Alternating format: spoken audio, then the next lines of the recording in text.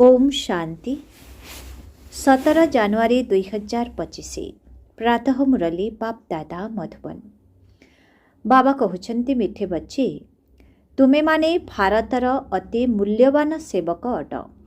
तुमको निजर तन मन धन द्वारा श्रीमत आधार रे एहाकु रामराज्य करबाकु हेब। बाबा कहते मिठे बच्चे तुमे माने भारतर अति मूल्यवान सेवक अट। तुमको तन मन धन द्वारा शरीर आधार रे तन मन धन द्वारा श्रीमत आधार रे एहाकु रामराज्य करबाकु हेब। आजिर प्रश्न सच्चा अलौकिक सेवा कौन जहाँकि वर्तमान तुमे पिलामाने ही करुछ। सच्चा अलौकिक सेवा कौन जहाँकि वर्तमान तुमे पिलामाने ही करुछ। उत्तर तुमे संतान माने गुप्त रीति रे श्रीमत आधार रे पावन भूमि सुखधामर स्थापना करुछ। एहा ही हेउछि भारतर सच्चा अलौकिक सेवा। तुमे माने बेहद पितांकर श्रीमत अनुसारे समस्तंकु रावणर जेल रु मुक्त करुछ। सेथिपाई तुमे निजे पवित्र होई अन्य मानंकु पवित्र करुछ। गीत नयनहीन को राह दिखाओ प्रभु। ओम शांति। हे प्रभु ईश्वर परमात्मा कहिबा आउ पिता कहिबारे केते अंतर रहिछि। हे ईश्वर हे प्रभु कहिबा द्वारा केते सम्मान रही थाए। आउ पुणी तांकु पिता कहि थांती। तेबे पिता अक्षर बहुत साधारण। पिता तो अनेक अछंती। प्रार्थना रे मध्य कहि थांती हे प्रभु हे ईश्वर। बाबा काहेकि कहंती नाही? सिए तो परम पिता अटंती ना। किंतु बाबा शब्द कहिबा द्वारा दुनिया रे साधारण भाबी नेउछंती, किंतु परमात्मा शब्द श्रेष्ठ होई जाउछि। डाकी थांती हे प्रभु नयनहीन को राह बताओ। आत्मा माने कहउछंती बाबा आमको मुक्ति जीवन मुक्तिर रास्ता देखाओ। प्रभु अक्षर केते उच्च। पिता शब्द साधारण अटे। एठारे तुमे जानुछ जे बाबा आसी बुझाउछंती। लौकिक रीति रे तो पिता अनेक अछंती। डाकुछंती मध्य तुमे माता पिता केते साधारण अक्षर अटे। ईश्वर बा प्रभु कहिले भाबी थांती जे सिए कौन न करि पारंती। एबे तुमे संतान माने जानिछ जे पिता आसीछंती। बाबा बहुत श्रेष्ठ और सहज रास्ता देखाउछंती। बाबा कहउछंती मोर संतान माने तुमे माने रावणर मतरे चाली काम अग्नि रे जली भस्मीभूत होई जाइछ। एबे मु तुमको पवित्र करी घर को नेबा पई आसीछि। बाबा को एइथि पई डाकी थांती जे आसी पतितरु पवित्र कर। बाबा कहउछंती मु तुमर सेवा पई आसीछि। तुमे संतान माने मध्य भारतर अलौकिक सेवारे रहिछ। जेउ सेवा तुम बिना आउ केही करि पारिबे नाही। तुमे भारत पाई ही करुछ। श्रीमत आधार रे पवित्र होई भारत को पवित्र करुछ।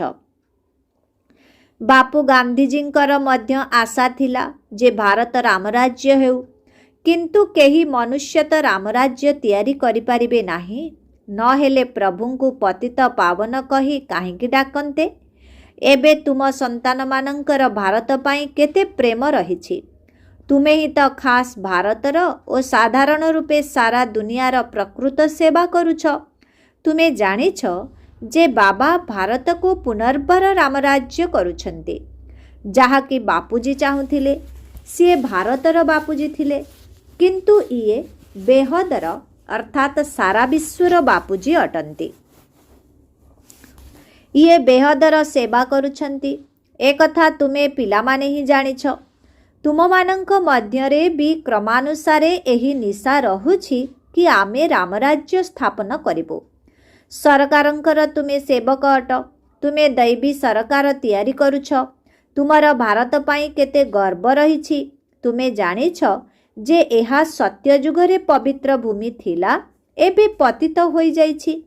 तुमे जानिछ एबे आमे गुप्तरे बाबांक द्वारा पुनर्बार पावन भूमि बा सुखधाम तैयारी करुछु। आमको श्रीमत मध्य गुप्तरे मिलुछि। तुमे भारत सरकार पाई ही करुछ। तुमे श्रीमत अनुसारे भारतर सर्वोच्च सेवा निजर तन मन धन द्वारा करुछ। कांग्रेसी माने केते थर जेल आदि गले, तुमको तो जेल आदि को जीवार दरकार नहीं। तुमर तो यह हेउछि रुहानी कथा। तुमर लड़ई मध्य 5 विकार रूपी रावण सहित हेउछि। जेउ रावणर सारा पृथ्वी उपरे एबे राजत्व चलीछि, एहा हेउछि तुमर सेना बाहिनी। लंका तो गोटिए छोट द्वीप अटे। यही सृष्टि हेउछि बेहदर द्वीप। तुमे बेहद बाबांकर श्रीमत अनुसारे समस्तंकु रावणर जेल रु मुक्त करुछ। एहा तो तुमे जानुछ जे एही पतित दुनियार विनाश तो हेबार अछि। तुम्बे माने शिवशक्ति अट। यही गोप माने मध्य शिवशक्ति अटंती। तुमे गुप्त रीति रे भारतर बहुत बड़ सेवा करुछ। भविष्यतरे एही विषय समस्तंकु जଣା पड़िबो। तुमर हेउछि श्रीमत अनुसारे रुहानी सेवा। तुमे गुप्त अट। देशर सरकार एहा जाने नाही जे यही ब्रह्मा कुमार कुमारी माने निजर तन मन धन द्वारा भारत को सर्वश्रेष्ठ सत्य खंडरे परिणत करुछन्ति। भारत सत्य खंड थिला, एबे मिथ्या खंड होई जाइछि। सत्य तो केवल जणे बाबा ही अटंती। एहा मध्य कुहा जाए जे गॉड इज ए ट्रुथ, अर्थात भगवान सत्य अटंती। तुमको एबे नररु नारायण हेबार सत्य शिक्षा देउछन्ति। बाबा कहुछन्ति कल्प पूर्वे मध्य तुमको नररु नारायण करिथिली। रामायण रे तो कौन कौन कथा सबु लेखि देइछन्ति। कहुछन्ति राम बानर सेना नेइथिले, तुमे ही प्रथमे बानर सदृश थिल। गोटिए सीतांकर तो कथा नुहे।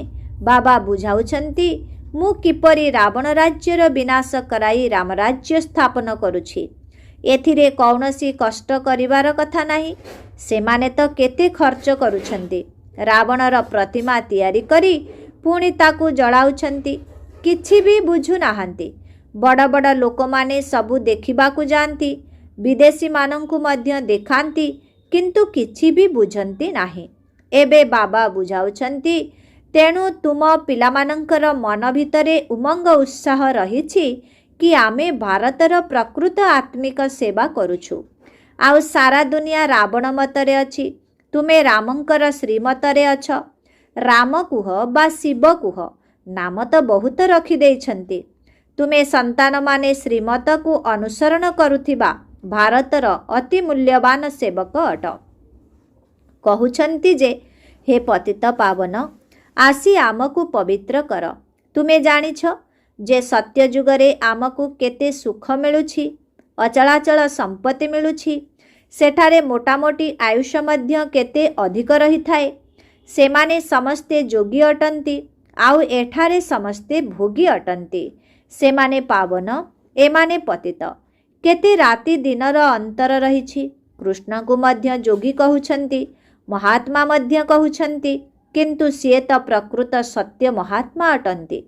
तांकर तो महिमारे गायन करा जाए सर्वगुण संपन्न, 16 कला संपूर्ण। कारण तांकर आत्मा और शरीर उभय पवित्र अटे। सन्यासी माने तो गृहस्थी मानंक निकटरे विकार द्वारा जन्म नेई पुणी सन्यासी होई थांती। एही कथा एबे तुम मानंकु बाबा बुझाउछन्ति। वर्तमान मनुष्य माने तो नीतिभ्रष्ट असाधु दुखी अटंती। सत्य जुगरे देख किपरि थिले, धार्मिक नीतिनिष्ठ थिले, 100% धनवान थिले, सदा सुखरे रहुथिले। तेबे देख केते राति दिनर अंतर होईगला। एहा तुमे ही सठिक रूपे जानिछ। एहा कौन काहाकू जଣା अछि कि भारत स्वर्गरु नर्क किपरि होईछि।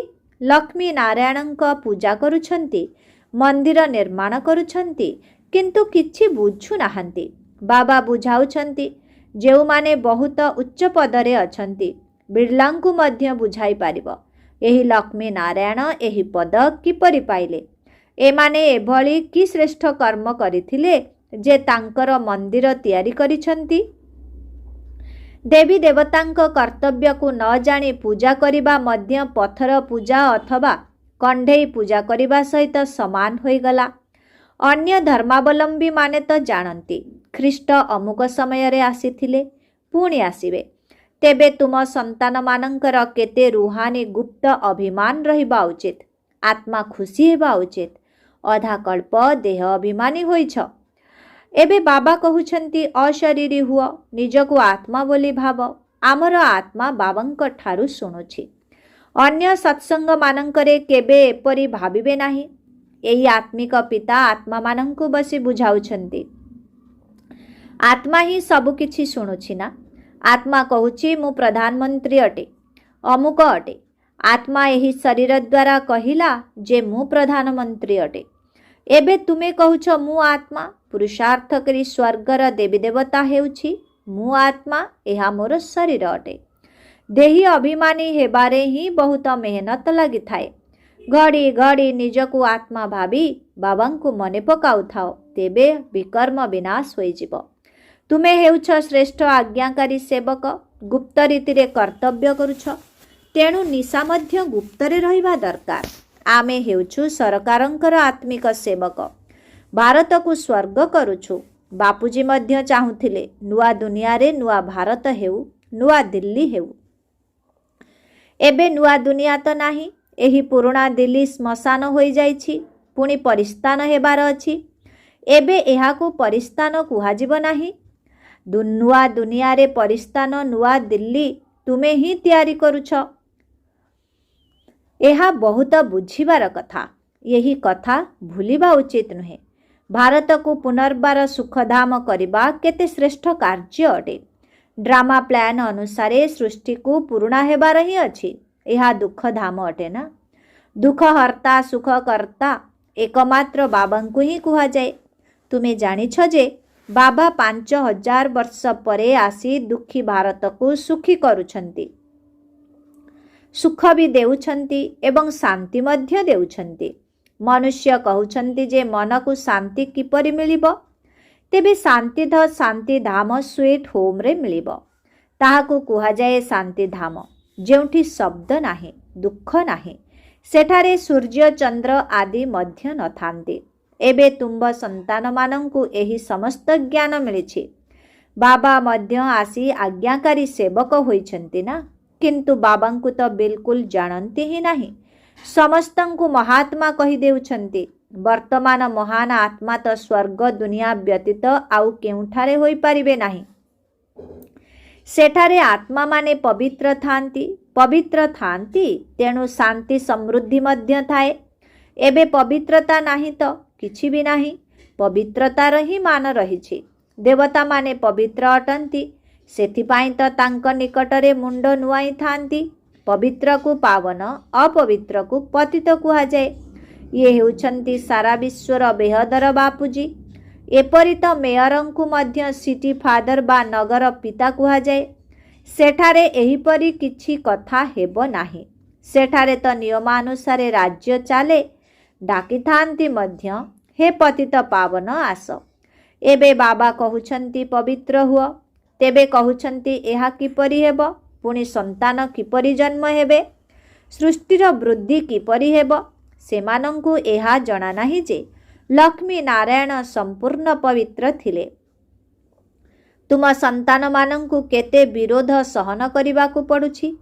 କଳ୍ପ ପୂର୍ବେ ଡ୍ରାମାରେ ଯାହା ହୋଇଥିଲା ତାହାର ପୁନରାବୃତ୍ତି ହେଉଛି। ଏପରି ନୁହେଁ ଯେ ଡ୍ରାମାରେ ଯଦି ଥିବ ତେବେ ମିଳିବ, ଏହା କହି ଅଟକି ଯିବାର ଅଛି। ସ୍କୁଲରେ ଏପରି ବସି ରହିଲେ କ'ଣ କେହି ପାସ୍ ହୋଇଯିବେ? ପ୍ରତ୍ୟେକ ଜିନିଷ ପାଇଁ ମନୁଷ୍ୟମାନଙ୍କର ପୁରୁଷାର୍ଥ ଚାଲିଥାଏ। ବିନା ପୁରୁଷାର୍ଥରେ ପାଣି ବି ମିଳିପାରିବ ନାହିଁ। ସେକେଣ୍ଡ ପ୍ରତି ସେକେଣ୍ଡ ଯେଉଁ ପୁରୁଷାର୍ଥ ଚାଲେ ତାହା ପ୍ରାରବ୍ଧ ପାଇଁ। ଏଠାରେ ବେହଦର ସୁଖ ପାଇଁ ବେହଦର ପୁରୁଷାର୍ଥ କରିବାର ଅଛି। ବର୍ତ୍ତମାନ ହେଉଛି ବ୍ରହ୍ମାଙ୍କର ରାତି, ଯାହାକି ବ୍ରାହ୍ମଣମାନଙ୍କର ବି ରାତି, ପୁଣି ବ୍ରାହ୍ମଣମାନଙ୍କର ଦିନ ହେବ। ଶାସ୍ତ୍ରରେ ମଧ୍ୟ ପଢ଼ୁଥିଲେ, କିନ୍ତୁ କିଛି ବୁଝୁନଥିଲେ। ଏହି ବ୍ରହ୍ମା ବାବା ନିଜେ ବସି ରାମାୟଣ ଭାଗବତ ଆଦି ଶୁଣାଉଥିଲେ, ପଣ୍ଡିତ ହୋଇ ବସୁଥିଲେ। ଏବେ ବୁଝୁଛନ୍ତି ତାହା ତ ହେଉଛି ଭକ୍ତି ମାର୍ଗ। ଭକ୍ତି ଅଲଗା, ଜ୍ଞାନ ହେଉଛି ଅଲଗା ଜିନିଷ। ବାବା କହୁଛନ୍ତି ତୁମେ ସବୁ କାମ ଅଗ୍ନିରେ ପଡ଼ି କଳା ହୋଇଯାଇଛ। କୃଷ୍ଣଙ୍କୁ ମଧ୍ୟ ଶ୍ୟାମସୁନ୍ଦର କୁହନ୍ତି ନା। ପୂଜାରୀମାନେ ଅନ୍ଧଶ୍ରଦ୍ଧାଳୁ ଅଟନ୍ତି। କେତେ ଭୂତ ପୂଜା ଚାଲିଛି। ଶରୀରର ପୂଜା ଅର୍ଥାତ୍ ପାଞ୍ଚ ତତ୍ତ୍ୱର ପୂଜା ହୋଇଗଲା। ଏହାକୁ କୁହାଯାଏ ବ୍ୟଭିଚାରୀ ପୂଜା। ପ୍ରଥମେ ଭକ୍ତି ଅବ୍ୟଭିଚାରୀ ଥିଲା। ଏକମାତ୍ର ଶିବଙ୍କର ହିଁ ପୂଜା ହେଉଥିଲା। ଏବେ ତ ଦେଖ କି ପୂଜା ସବୁ ହୋଇ ଚାଲିଛି। ବାବା ଆଶ୍ଚର୍ଯ୍ୟଜନକ ଦୃଶ୍ୟ ମଧ୍ୟ ଦେଖାଇଥାନ୍ତି। ଜ୍ଞାନ ମଧ୍ୟ ବୁଝାଉଛନ୍ତି। ଆମକୁ କଣ୍ଟାରୁ ଫୁଲ କରୁଛନ୍ତି। ସ୍ୱର୍ଗକୁ ଫୁଲର ବଗିଚା କୁହାଯାଏ। କରାଚିରେ ଜଣେ ମୁସଲମାନ ଜଗୁଆଳି ରହୁଥିଲା। ସିଏ ମଧ୍ୟ ଧ୍ୟାନରେ ଯାଉଥିଲା। କହୁଥିଲା ଯେ ମୁଁ ସ୍ୱର୍ଗକୁ ଗଲି, ଖୁଦା ବା ଈଶ୍ୱର ମୋତେ ଫୁଲ ଦେଲେ। ତାକୁ ବହୁତ ମଜା ଲାଗୁଥିଲା। ଆଶ୍ଚର୍ଯ୍ୟ ଅଟେ ନା? ଦୁନିଆରେ ତ ସପ୍ତାଶ୍ଚର୍ଯ୍ୟ କହୁଛନ୍ତି। ବାସ୍ତବରେ ସ୍ୱର୍ଗ ହେଉଛି ବିଶ୍ୱର ସବୁଠାରୁ ଆଶ୍ଚର୍ଯ୍ୟ। ଏହା କାହାକୁ ବି ଜଣା ନାହିଁ। ତୁମକୁ କେତେ ଫାଷ୍ଟ କ୍ଲାସ୍ ଜ୍ଞାନ ମିଳିଛି। ତୁମର କେତେ ଖୁସି ହେବା ଦରକାର। ବାପଦାଦା ସର୍ବୋଚ୍ଚ ଅଟନ୍ତି, କିନ୍ତୁ କେତେ ସାଧାରଣ ରହୁଛନ୍ତି। ବାବାଙ୍କର ହିଁ ମହିମା ଗାନ କରାଯାଏ। ସେ ନିରାକାରୀ ନିରହଙ୍କାରୀ ଅଟନ୍ତି। ବାବାଙ୍କୁ ତ ଆସି ସେବା କରିବାର ଅଛି ନା। ପିତା ସର୍ବଦା ସନ୍ତାନମାନଙ୍କର ସେବା କରି ତାଙ୍କୁ ଧନ ସମ୍ପତ୍ତି ଦେଇ ନିଜେ ବାନପ୍ରସ୍ଥ ଅବସ୍ଥାକୁ ଚାଲିଯାଆନ୍ତି। ସନ୍ତାନମାନଙ୍କୁ ମୁଣ୍ଡରେ ବସାନ୍ତି। ତୁମେ ସନ୍ତାନମାନେ ବିଶ୍ୱର ମାଲିକ ହେଉଛ। ସୁଇଟ୍ ହୋମ୍କୁ ଯାଇ ପୁଣି ଆସି ସୁଇଟ୍ ରାଜପଦ ନେବ। ବାବା କହୁଛନ୍ତି ମୁଁ ତ ରାଜା ହେବି ନାହିଁ। ପ୍ରକୃତ ନିଷ୍କାମ ସେବାଧାରୀ ତ ଏକମାତ୍ର ବାବା ହିଁ ଅଟନ୍ତି। ତେଣୁ ତେବେ ସନ୍ତାନମାନଙ୍କର କେତେ ଖୁସି ରହିବା ଉଚିତ। କିନ୍ତୁ ମାୟା ଭୁଲାଇ ଦେଉଛି। ଏତେ ଶ୍ରେଷ୍ଠ ବାପଦାଦାଙ୍କୁ କ'ଣ ଭୁଲିଯିବା ଉଚିତ କି? ଜେଜେବାପାଙ୍କର ସମ୍ପତ୍ତିକୁ ନେଇ ନାତିମାନଙ୍କ ମନରେ କେତେ ଅଭିମାନ ରହିଥାଏ। ତୁମକୁ ତ ଶିବ ବାବା ମିଳିଛନ୍ତି। ସମ୍ପତ୍ତି ତାଙ୍କର ଅଟେ। ବାବା କହୁଛନ୍ତି ମୋତେ ମନେ ପକାଅ ଏବଂ ଦୈବୀ ଗୁଣ ଧାରଣ କର। ଆସୁରୀ ଗୁଣକୁ ବାହାର କରିଦେବା ଉଚିତ। ଗାଉଛନ୍ତି ମଧ୍ୟ ମୁଁ ନିର୍ଗୁଣ, ମୋର କିଛି ଗୁଣ ନାହିଁ। ଗୋଟିଏ ନିର୍ଗୁଣ ସଂସ୍ଥା ମଧ୍ୟ ରହିଛି। ଏବେ ଏହାର ଅର୍ଥ ତ କେହି ବୁଝି ନାହାନ୍ତି। ନିର୍ଗୁଣ ଅର୍ଥାତ୍ କିଛି ଗୁଣ ନାହିଁ। କିନ୍ତୁ ସେମାନେ କ'ଣ ଏକଥା ବୁଝୁଛନ୍ତି? ତୁମ ସନ୍ତାନମାନଙ୍କୁ ବାବା ଗୋଟିଏ କଥା ବୁଝାଉଛନ୍ତି। କୁହ, ଆମେ ତ ଭାରତର ସେବାରେ ଅଛୁ। ଯିଏ ସମସ୍ତଙ୍କର ବାପୁଜୀ ଅଟନ୍ତି, ଆମେ ତାଙ୍କର ଶ୍ରୀମତରେ ଚାଲୁଛୁ। ଶ୍ରୀମତ୍ ଭାଗବତ ଗୀତାର ଗାୟନ ରହିଛି। ଆଚ୍ଛା, ମିଠେ ମିଠେ ଶିଖିଲ ଯେ ସନ୍ତାନମାନଙ୍କ ପ୍ରତି ମାତୃପିତା ବାପଦାଦାଙ୍କର ମଧୁର ସ୍ନେହ ସମ୍ପନ୍ନ ଶୁଭେଚ୍ଛା ଏବଂ ସୁପ୍ରଭାତ।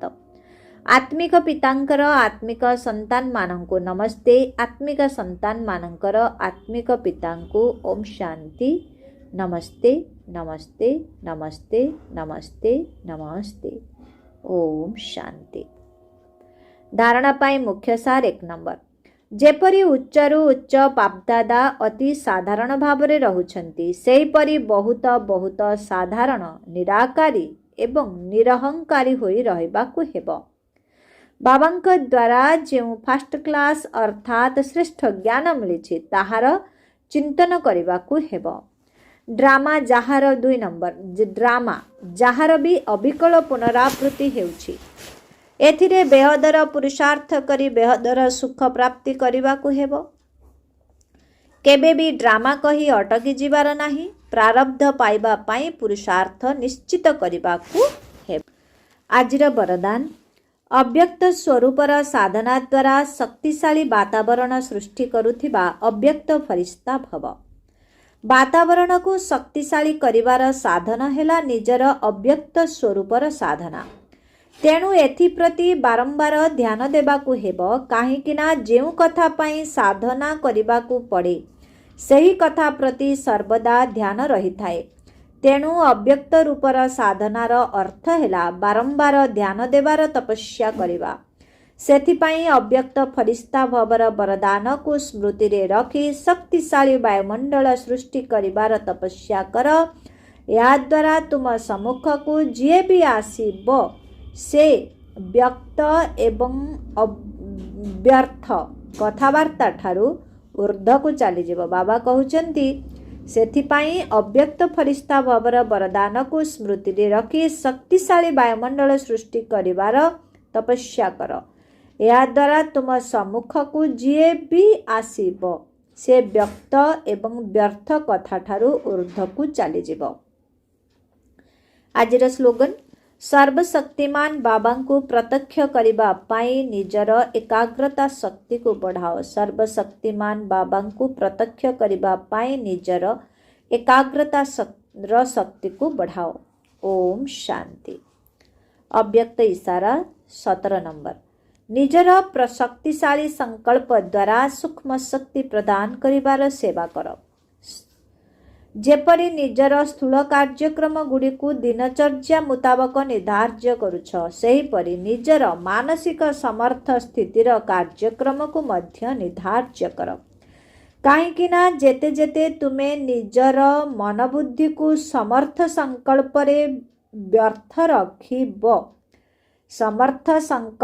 ବ୍ୟସ୍ତ ରଖିବ, ସେହି ଅନୁସାରେ ବାବା କହୁଛନ୍ତି, କାହିଁକି ନା ଯେତେ ଯେତେ ତୁମେ ନିଜର ମନବୁଦ୍ଧିକୁ ସମର୍ଥ ସଂକଳ୍ପରେ ବ୍ୟସ୍ତ ରଖିବ, ସେହି ଅନୁସାରେ ମନକୁ ଅପସେଟ୍ ହେବା ପାଇଁ ଅର୍ଥାତ୍ ହଲଚଲ ହେବା ପାଇଁ ମଧ୍ୟ ସମୟ ମିଳିବ ନାହିଁ।